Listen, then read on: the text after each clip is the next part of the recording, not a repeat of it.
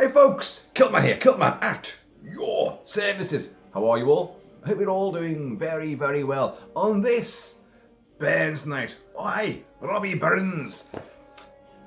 Now, I've done videos on this in the past on Burns night, and I may yet do one later on in the full Highland regalia when I address the haggis and give out Robbie Burns' famous speech to the haggis before carving it up and devouring it all.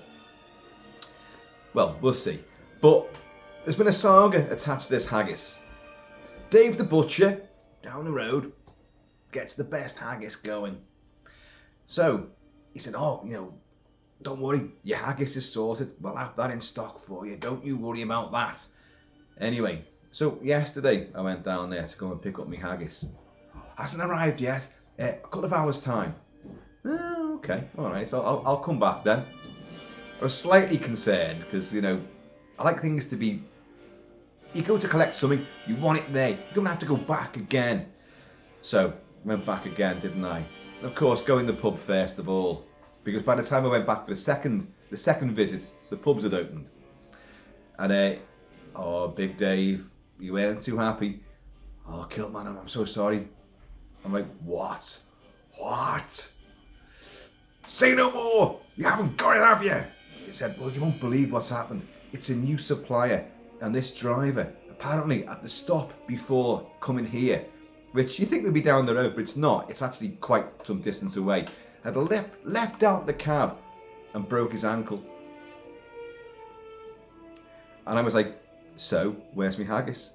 He said, no, he had to be whisked off to hospital, and someone else had to come and collect the van and take it back to the depot. My point was, come and collect the van, but why couldn't they carry on the deliveries? How hard could that be? But anyway, didn't happen, did it? Oh, but don't worry, Kilt-Man, they've promised they're going to be delivered tomorrow morning. That's this morning. Burns night itself, So, he said, here's my card, you just phone me, just make sure it's here. But, and he's a big fella. He's a proper big old school butcher. Got a big belly on him. He's got a big round head. He's made out of 1,000 joints of beef all bolted together with sweat and sinew. That's a good advert for the place, isn't it? It's sweaty and sinuous. The stuff's amazing. Christmas Day, we had beef, turkey, lamb. Oh my God, it was fantastic. Lasted an entire week, and the food is just magnificent. So, it's not his fault. But, so I phoned him before, and he went, it's here now, I'm putting the haggis out now. Don't worry, I'll keep a load of them back for you, in case you can't come down till later. I said, don't you worry, mate, I'll be down. So, the haggis will be enjoyed and savoured later on tonight. Cooked to perfection, and then fried up tomorrow, with maybe an egg thrown into it as well, on ciabatta. It's, you can do anything with haggis. It's the most versatile food the world has ever known. Anyway, so that's that. So Burns night is going ahead now, finally. But this wee video here is about a little mystery arrival. Not haggis. I tell you what, if there's haggis in this box now, actually, that would be really great if it was. Our good friend and great channel contributor Sgrowie from just outside Sydney. That's Sydney, Australia. That was Cockney, wasn't it? You know what I mean. The other side of the world has sent a couple of movies. Now, this arrived super quick as well. I think he only sent it a week ago, and it actually arrived yesterday. But have a guess where I was? I was out checking on the haggis. So come home to a little card off the postman saying, well, we tried to deliver this, but you weren't here, and it won't fit through your letterbox. So it's down at the post office depot. So I had to Tom Cruise it down the road, sprinting all the way. And I've got it now. So, anyway, but I don't know what these movies are. Or do I? Because in the time-honoured fashion of people sending me things, Steve 007 Smith, we're looking at you. You instigated all this with all these majestic canvas artwork that you see around the Kilt Mansion. People send me things and give me clues as to what is in the box or the package, and I've got to try to work out what it is. And I'm pretty good. I don't know if it means that I'm pretty good or people are pretty bad at giving, or pretty obvious at giving clues. I don't know. But either way, it's a bit of fun. So what I know is that there's 2 movies in this box. Now, I'm going to show you the box, but I'm going to have to cover it up because, well, I'll show you the box right now, because if I show you the top, it's got my address on it. If I show you the bottom, it's got Sgrowie's address on it, the return address. Now, there was a big shipping note across the top, which I took off because my address was all over that. So, and it's all massively sealed in with sellotape. I mean, he's really gone to town on that. So I'm going to have to hack into it with the old trusty ski and do, you know? And this is the perfect day to be wielding a ski and do. You wee Scottish dirk that lives, where does it live? Yes, it lives down your sock or down the side of your boots for times of stress. I'll hack into it with that. Now, the clues, hang on, I wrote them down. 2 movies, UHD 4K. One is an 80s movie from a director that I love. I mean, straight away, I thought, 80s and a director I love. Well, I'll tell you exactly who I think it is. John Carpenter. That's who I think it is. Could be wrong. But I've not reviewed it. So there are John Carpenter films that I have banged on about, but I've not actually reviewed. But everyone knows The Thing, Escape from New York, The Fog, Big Trouble in Little China, you know, and The Sort of Precinct 13 and Halloween. You know, I've gone on about those ad infinitum. But there are other movies of John Carpenter's which are out on UHD. So if I'm going with John Carpenter, which I am going with John Carpenter on this, an 80s director that I love but not reviewed it, and it's on UHD. Well, he has done what's available on 4K from John Carpenter is The Thing, Escape from New York, and The Fog, all of which I have covered a lot. So what else is there? There's Prince of Darkness and there's They Live. Now, as everyone knows who is a regular viewer, as much as I love John Carpenter, as much as I want to love Prince of Darkness, I don't. I think it's actually quite a very badly put together movie. What shock? Well, it shouldn't be a shock if you're a regular viewer. I've said it before many times. I think the soundtrack's one of the best he's ever come up with. So complex, so deep, so textured, so multiple levels. He really took synth sound design to another level with Prince of Darkness, and it's wonderful. And the film looks great, but it has no tension. It has a really, really too big a cast and so many ludicrous moments, which I have alluded to. But one day I will properly cover the movie. I reviewed it many moons ago when it came out on Blu-ray for AV Forums, and I wrote something like a 20,000 word friggin' essay on the whole thing, because even though I don't like the movie, there's plenty of ideas and things to discuss and great arguments as to why it doesn't work in my mind. Just because, you know, and I hate this when people go, what, you don't like Prince of Darkness? Oh, I hate you then. No, come on now. Have some common sense. There's a yin and a yang to everything. I love the majority of John Carpenter's movies to the point of obsession, as you all know. But, and this is the thing, not the thing, but this is the point about Prince of Darkness, is that I've tried to love it. I've looked for its glories, its moments of suspense, its great ideas, its great bits of dialogue, and the moments of horror. And I've found every single one of them massively lacking. But I've got the counter arguments to that. You know, I've got reasons to back up my thoughts on it.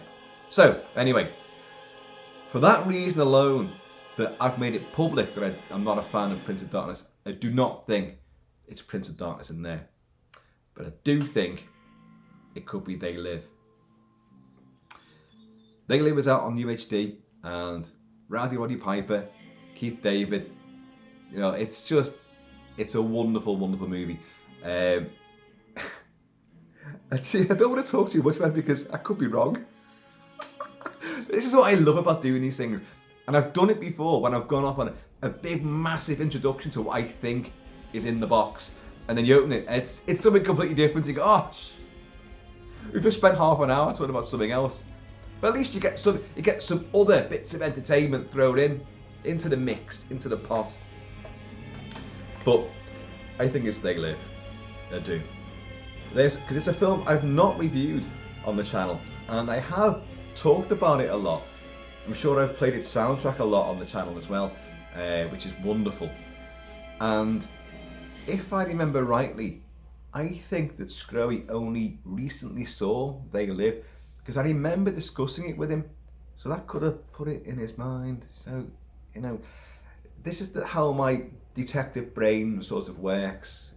You know, got the tenuous links. So that's that. I think that could be They Live. Hence why young Mr. Kentucky Fudge now is wearing his sunglasses. You know, when he puts them on, he sees the real me. So, word to the wise, don't put your sunglasses on. You don't want to see the real me. Actually, you're looking at the real me. A shaggy haired, skirt wearing, whiskey squilling lunatic. Cheers, y'all. And cheers, Sgrowie. Thanks very much, mate. And cheers, international postage as well, because my God, that arrived from around the world in less than a week. So, let's refresh ourselves on the other movie. One's 80s and one is new, and it's something of a running joke, he said, because we haven't seen it yet, and he's had a copy of it for a week now, be over a week I suppose, and still not watched it himself. Okay, there's many movies that I mention and talk about and don't actually ever get around to watching, and the list is endless, to be honest. And it's new, it's a new movie, okay, right, and something of a running joke. Well, new movie wise, I'm presuming newly cinematic. I mean, as in it's come out in the last sort of year or so, but it's a running joke because we haven't seen it.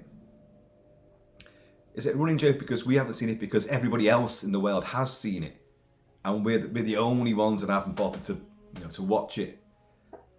And it's new, and he's had it for a week. Mind you, that still could be anything really in the last 12 months or so that's been released. But I've got an idea on that, and the reason why I've got an idea is because there is a film which is, it's the only thing I could think of, to be perfectly honest. It's huge. It took a while to get released because of the pandemic, and it stars me running like Tom Cruise before down the post office, you know, little Tom Cruise, not needing to run because he doesn't need to run because he's got jets. Came out 2022, and it cleaned up at the box office. Everybody loved it. Well, everyone apart from me and Sgrowie, because we don't know, we haven't seen it yet. Top Gun Maverick, and it's up for like Oscars and all sorts, you know. Like, and Top Gun, the first one, you'd be like, okay, if it's an Oscar for like aerodynamics, you know, and buzz in the air, the tower, and all that kind of stuff, you know, and feeling the need for speed and homoerotic beach volleyball, you know, then it would have scooped Oscars back in the day. But the thing about Maverick, from every quarter that I've heard and read, is that it's a magnificent movie. The action is incredible, but it's a character-driven thing as well. And you've got Val Kilmer in there as well, and it's a very tragic, sort of emotional sequence. But it works, it all works. I've heard this from everybody. But the reason why I haven't seen it is because I heard it from everybody. And I've got this kind of weird thing. I used to skit a friend of mine because if he had missed out on a film and its opening run, he's another big movie, you know, geek and fanatic like all of us. But he had this sort of thing which we used to skit, that if a film would come out and we'd all seen it before him, and we're going, oh mate, you've got to go and see it, you'll love it, you'll love it. He closed the shutter door. Nope, not going to see it now. And it took us a while, you're doing this only because we've seen it before you. Like, you're kind of gatekeeping this, aren't you? And he finally admitted it. I mean, this is going back years. He finally admitted it. And he said, yeah, I just can't do it. And I used to skit the arse off him because of this. But you know what? I'm kind of the same. And I never even realised it. The more people were going on about Maverick, the less inclined I was to even watch it. But I've said this a lot now, that I wasn't interested in the movie to begin with. I loved Top Gun, the first one, but only as a pop video. And just watching the fledgling superstar that Tom Cruise would become, watching him begin, really. And what gets me is that he made that same sort of time as he made Legend. And in Legend, he looks like a little... What's this? A little boy, says Tim Curry as Darkness. And Tom Cruise does look really young. And yet, he was also Maverick the same bloody year. He made that... Who figures? But I love Top Gun, but I don't think it's a great film. I think it's a pretty poor movie when it comes down to it. But I love the style, I love the energy, and I love the visuals. Of course, yeah. But when Maverick was announced, I was like, what? Really? And then I heard nothing but good things. But I thought, you know what? I'm not excited about this. I can't make myself excited just because everybody else is. And then the more people were telling me, you are missing out on something here. You need to watch this. It's great. Well, the less motivated and inclined I became. So it became like, I put a wall up. I did what my mate Paul did. The shutters came down. The bulkheads sealed. Nope, I'm not listening to you. La la la la la la la la. I don't care. But I did always say, there was one caveat. I always said that I knew that if I walked in to the cinema room and see my daughter or my son, or even the wife, because she loves Tom Cruise as well, were watching it, and I came in, even if it was like sort of halfway through, I would go, oh, you're watching Maverick. And then I know I'd be like, and within seconds, I'd be, oh wow, this is great. But I'd stand there for about 5 minutes, kind of like making out like I could still walk out any moment. And then I'd find myself sitting down and then watching to the end of the movie and then demanding that the whole thing got replayed and then becoming really smitten with it. And then coming on the channel and going, oh, Maverick's amazing. I've just discovered it. Wow. I do fully expect that to happen. Well, having said that, I semi-expect that Maverick is in there as well, in this box. So, what have I said? What have I said? Oh, John Cobb. They Live. I reckon they forgot that. They Live and Top Gun Maverick. Only because, I mean, if I'm wrong, I'm wrong. I have been wrong before. I'll be wrong again. But let's hack into the box. Oh, what's in the box? He just told you. What film's that? Cheers, y'all. If Gwyneth Paltrow's head's in that box, wrapped up in haggis. Hang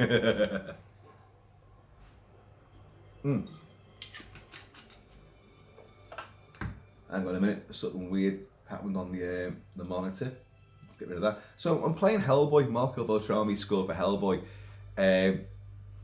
Why? I don't know. And Hellboy's behind me there. I love Hellboy. Oh, by the way, there's a boomerang that Sgrowie sends a while ago. The boomerang. Sgrowie also sends the white dragon head katana from Highlander. Oh, what a great bit of kit! What a great bit of kit. And Cobra is there, the old Betamax copy of Cobra. That's to remind me that I still haven't done the watch along party for Cobra. Stuff. But I'll get that done in the next day or so. I promise. But anyway, we're gonna... God, I tell you what, the addresses are everywhere. They're on the sides as well, on stickers. I didn't notice that. Australia, Newport Beach Post Office. Right. And I can't, how am I going to get into this now? Okay, folks, look, I'm not showing you the top and bottom because the two addresses are on either side, which they're written on and they're sellotaped over, so I can't even like scratch them all out.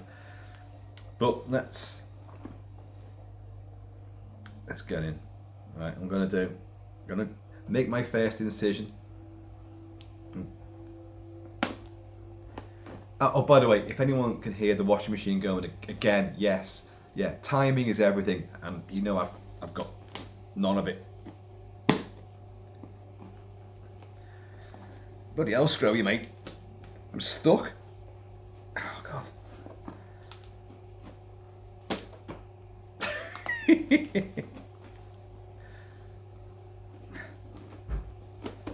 That's not showing how inept my skiing do is, because it's a good one. It's a real one, you know. So many of these things are fake. I'm trying to cut down here.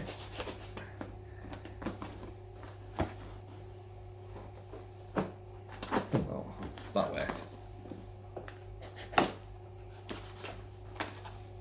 Okay.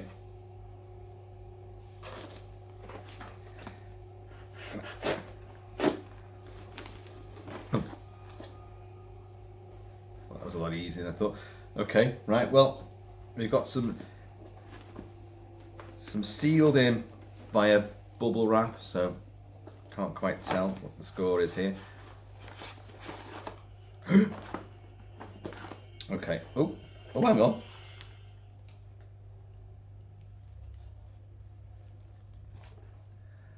These, you can't see what they are yet, but what you can see is, can you see this? There's a dog tag there. Top Gun. Top Gun. And we've got loads of bubble wrap. Oh yeah, I love bubble wrap. Bubble wrap's amazing.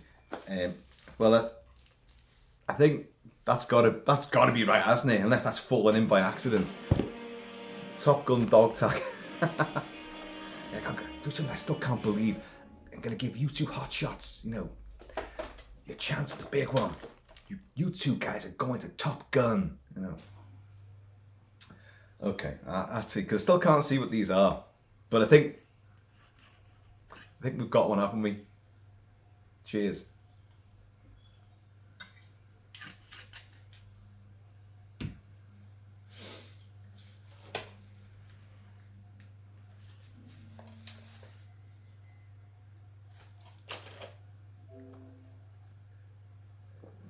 It's a UHD. It's They Live.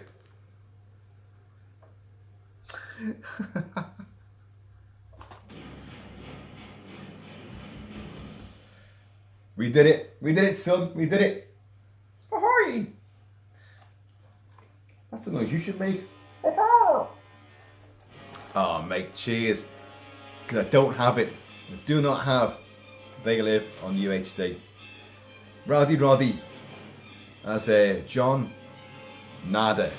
Nada as in nothing. Zip. Zilch. Nada. Because he's a nobody. But he's a nobody that's going to uncover the alien invasion, the quiet invasion that's took over the earth via the magic and alchemy of consumerism. And it's a pastiche and throwback to 1950s paranoia.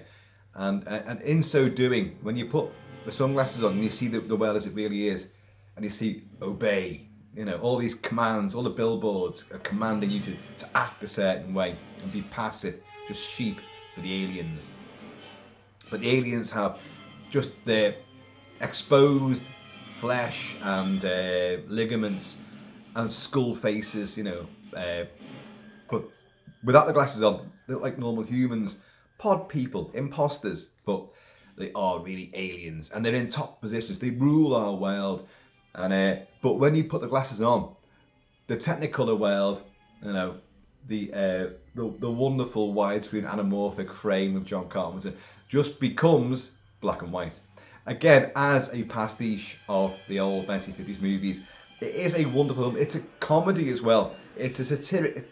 It's a huge sci-fi satire, and it has what's her name? Oh my god, with those neon blue alien eyes. What's her name? I've so forgotten her name. Oh, and it's not there. Don't believe it. I mean, she's gorgeous, but I've forgotten her name. But she's got those dazzling blue eyes. I can't believe I've forgotten her name. Don't believe it. But as you can see, obey, consume, stay, sleep, sleep, sleep. Yeah, let's put the soundtrack onto it. They live. Yeah.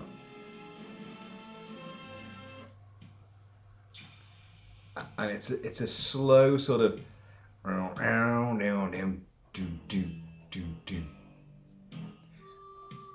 And you got this sort of synthesized harmonica.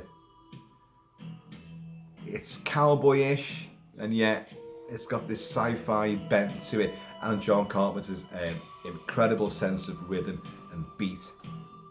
But it's slow and laconic, a bit like our boy, John Nada, Roddy Piper, tying in, of course, with Bernstein because he wore a kilt in the wrestling ring. Did he not? Brand new restoration. Now, I know this existed, I just didn't have this at all. So let's see what we got on it as well. A subversion. Exposing John Carpenter's They Live. Original EPK. Well, a lot of these are on the Blu-ray as well, I suppose. The making of They Live. Cast and crew profiles. Audio commentary with director John Carpenter and actor Roddy Piper. Fake commercials in the film. Sorry, I'm stuttering there because I can't quite see because the hair's in my eyes and the light shining on the shiny cellophane. Photo gallery and behind the scenes. Yeah. TV spots, independent thoughts with John Carpenter. Women of mystery. Interview with Meg Foster. Meg Foster, the girl with the alien blue eyes. That's her name, Meg Foster. I remember me and Sgrowie were talking about her as well. I was going, that girl with the super blue, dazzling blue alien laser beam eyes. And he was going, oh yeah. And I was going, Meg Foster, Meg Foster, Meg Foster. When it comes to the video, couldn't remember her name.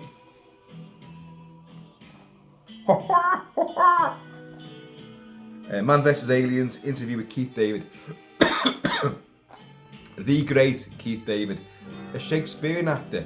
But of course, he's also Childs in The Thing. Oh, mate. Many big thanks. That's wonderful. That really is wonderful. So that is now going to inspire me to do a full-fledged review of They Live. I promise you. Because I've never done it on the channel. I've never actually reviewed the movie. My bad. Okay, so... Oh. Here's to the movie. The other UHD. And what have we got? It's not a UHD, it's a DVD. Oh, there was me, obviously, wishing beyond. It's a DVD. These still exist, folks, especially in Australia, and now in the UK as well. It is Top Gun Maverick. What's the quote here?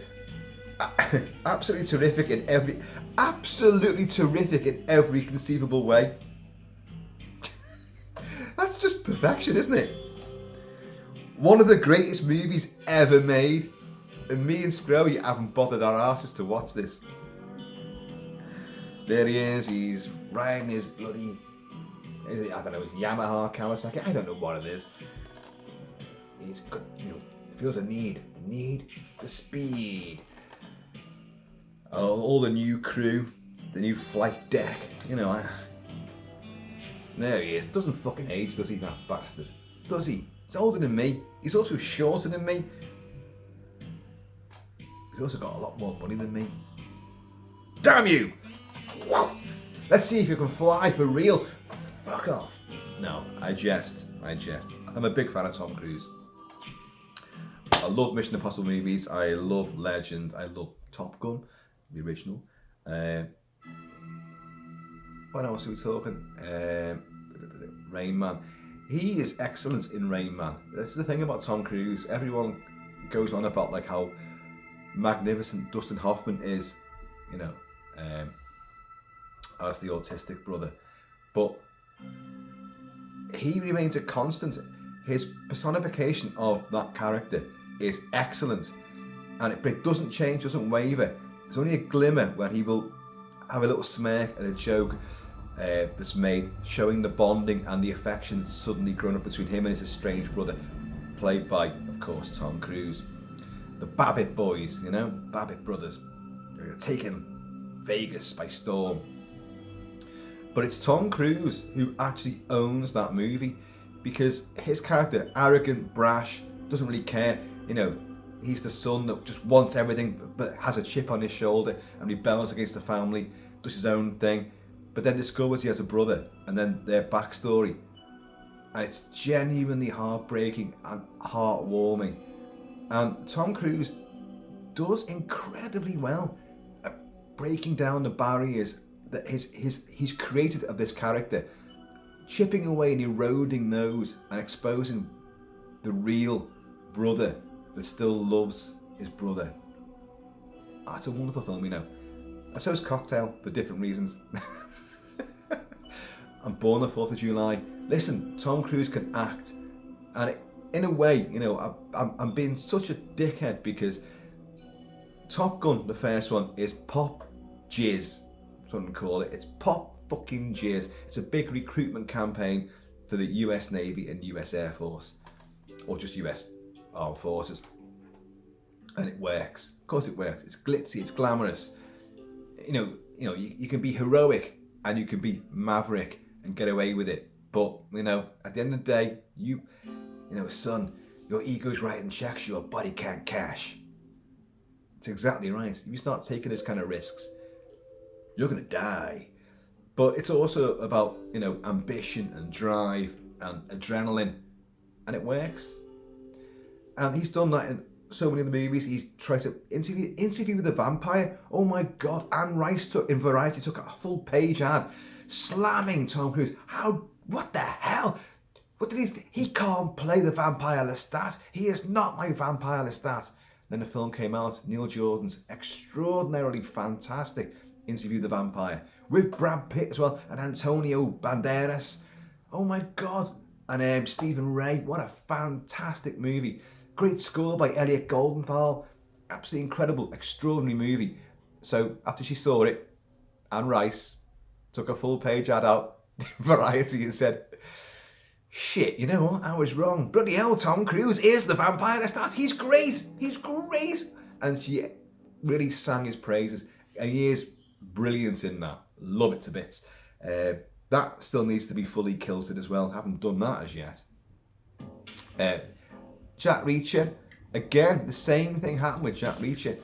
I forgot the guy's name. Is it Lee something or other, who wrote the books, the Jack Reacher books. And Jack Reacher is like 6'8". He's a giant. He's a colossus. He's Andre the Giant. And he is the Bigfoot that fights Steve Austin in a $6 Million Man. Only slightly a bit more shaven and, you know, streamlined in the books. But Tom Cruise, little diminutive Tom Cruise plays him. And again, all the Lee Childs, that's it. Everyone who read the Lee Childs Jack Reacher books was like up in arms. No way! But then they watched the movie. The two movies, both of which are brilliant. And he owns the role. Cinematically, I know you've had Jack Reacher, the TV show, which I've only seen little snippets of. Looks quite good. And obviously the guy playing him is more better suited to the actual literary incarnation. It's more authentic. But Tom Cruise was majestic in the role. You got the idea of his clinical, incisive, detective, sleuthing brain, and also that how he can master any situation. But also in battles, he's surrounded by 5 street thugs. But you're the leader, so I've got to take you down first. You're the energetic, second in command. You've got something to prove. You're next. The rest, there's a couple of, hangers on, but the rest, you're going to run. And that's the way he works. And that's exactly what happens. But when he's fighting someone that's actually got the talent to fight him back, they're trained the same way. He takes damage, takes stock, fights back, and then you'll get moments where the two combatants will be like, because they've got to get their breath back, and it works. I think the two films are great, actually. I really haven't given them, much sort of verbiage on the channel, and I should do, I suppose. But anyway, look who's just come taxiing down the runway. It's old Mav. There he is. Cheers, Sgrowie. It's a DVD. I didn't expect that. Don't worry, I still have the tech to play DVD, so no worries there. And I'm made up anyway. So now we've got no excuse. You've had it for a week, you say, and you haven't watched it yet. It will be interesting to see if I do actually break the seal on Mav and break my duck on watching it.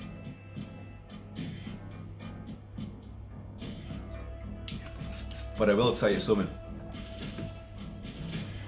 It won't be tonight, because tonight's busy. It's Ben's night, I may have mentioned that.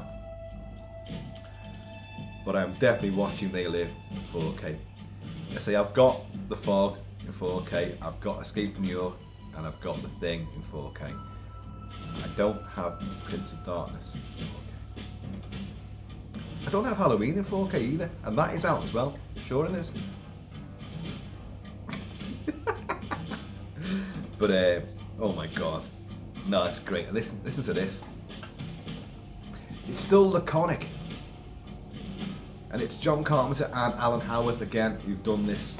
His frequent collaborator, but this is Carpenter through and through.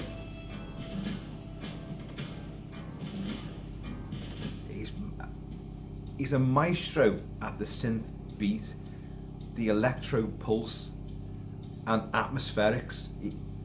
Not every composer that uses electronics can create an actual atmosphere and ambience. They might have great pulsating rhythms and themes and glistening sort of, electro sort of musical embellishments. But to carry a film purely, entirely synth and have attitude and ambience and atmosphere, that takes some doing. Carpenter has that in spades, which is why, of course, his new career is obviously just creating new themes. The Lost Themes volumes 1, 2 and 3 have come out, which I've covered them all. He scored the Blumhouse Halloween movies. The best thing about those Halloween movies is John Carpenter's scoring. He scored Firestarter as well. Definitely the best thing about that fucking shitfest. That's a flaming turd. But washing machine's kicking off now. This is the overdrive. So anyway, folks, gonna wrap this up now. There's a lot more to come today, and certainly in the next couple of days. I mentioned a momentous decision I had to make in a previous video, and I made it, and I actioned it today. So we'll talk more about that and the possible ramifications of it. Don't worry, the channel ain't going anywhere. It could only be a better thing for the channel, to be perfectly honest. But it's going to change things around the mansion a wee bit. And I just noticed the ominous crow on my shoulder there. That does not look good, does it? Made a big decision, and then suddenly, uh-oh. No, onwards and upwards. A change is as good as a rest. So let's see what happens in the future.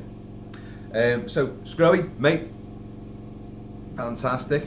Even the washing machine's applauding at like 70,000 revs per second or whatever, But and the boomerang, still haven't used it, mate. It's just, well, the weather's just too shit. It's not freezing cold and iced over. Then it's lashing down and windy. See, it's just, forget it. that ain't gonna do nothing. So it's gonna have to wait till springtime, I think. I know, it's pathetic, isn't it? But, you know, you guys down under, living, you know, in this fantastic weather most of the year round, don't know how lucky you've got it. Anyway, folks, I hope I know we shall be Kilt-Man. Please, in the meantime, in this ever deductive in-between time, keep it Celtic, keep it Celtic.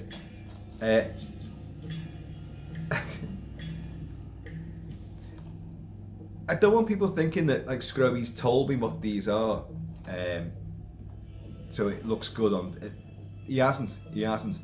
And Steve 7 Smith and other people do not tell me what's in these boxes. I have to try and work it out. And but the thing, folks, is that a lot of us are on the same wavelength. So I'm kind of clued in a little bit already, and even if it's not that massively obvious in a clue, but it might mean, because we've spoken, me and these particular people, contributors, have spoken many times. I kind of know, I'm kind of there, and I know what you're on about. Steve 7 Smith, the man of the canvases, the canvas king. He's learned to be really, really sort of out there with the clues now, very vague, and you're like, oh Jesus, you know, that's the washing machine finishing, that little beep beep beep alarm there. He's learned, and he's won a few lately, and I'm like, oh no, because you know, if you generalize things, I've got no chance. You've got to give us something to work with and play with and unravel, you know. And I love it. It keeps the grey matter working and, you know, the brain ticking over. Bit of sleuthing, detective work. Maybe that could be my new career. I'll become a private investigator. Ladies, please line up and let me investigate your privates. Yeah, let's see how long that new career path lasts. I'll just wet me whistle.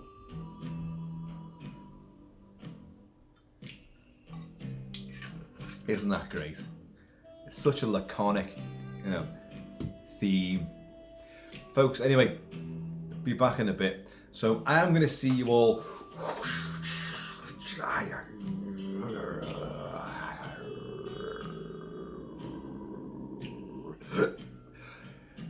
Better now. It's Burns night. It's the day of the haggis. It better be fucking worth it after all this.